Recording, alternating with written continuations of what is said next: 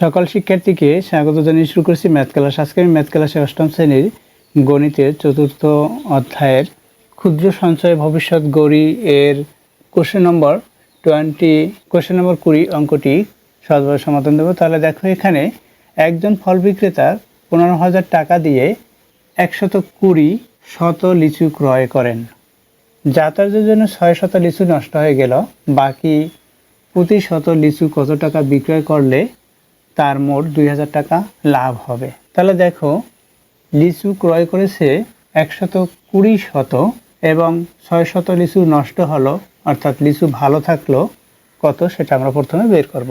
তাহলে লিখি, দেখো, ফল বিক্রেতা লিচু ক্রয় করেন। লিখি, ফল বিক্রেতা লিচু ক্রয় করেন 120 শত, এটা লিচু ক্রয় করেছে। যাতায়াতের জন্য লিচু নষ্ট হলো,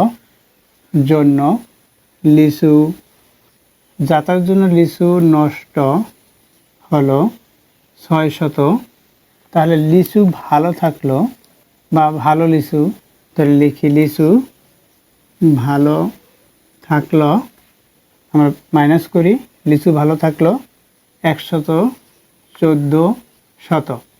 আমরা এখানে মাইনাস করেছি, মাইনাস চিহ্ন দিতে পারি, অর্থাৎ এখানে মাইনাস চিহ্ন দিতে পারি। লিচু ভালো থাকলো, যাতায়াতের জন্য নষ্ট হলো এত শত, লিচু ভালো থাকলো এত শত। এখন দেখো, এই যে 114 শত লিচুতে তার 2,000 টাকা লাভ করতে হবে।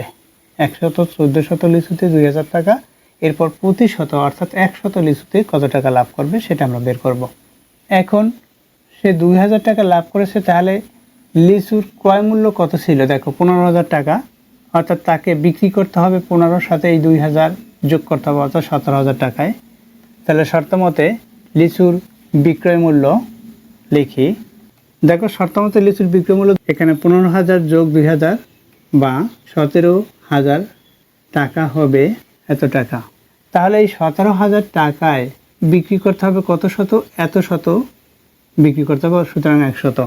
তাহলে লিখে এত শত লিচু বিক্রি করতে হবে এত টাকায়। লিখে 114 শত লিচু বিক্রয় করতে হবে 17,000 টাকায়।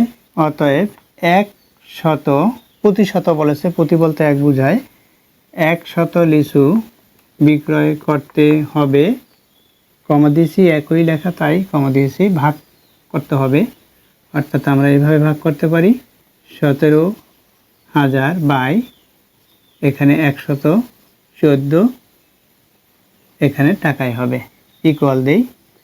আমরা ক্যালকুলেটর ব্যবহার করি, ক্যালকুলেটর ব্যবহার করে পাই, দেখো, এখানে 17,000 বাই 114 ইকুয়াল দেই 149.122807।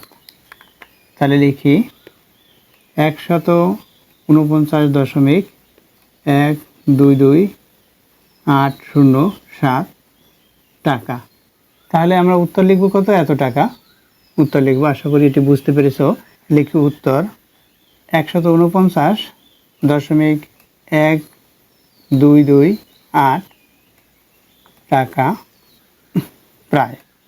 প্রায় 150 টাকা। আমরা এটাও লিখতে পারি, কারণ এই 149 টাকা দিতে হবে, অথবা 150 টাকা ওই লিচুর মালিককে দিতে হবে, সে তো 1 টাকা ফেরত দিবে না, তাহলে 150 টাকাই দিতে হবে।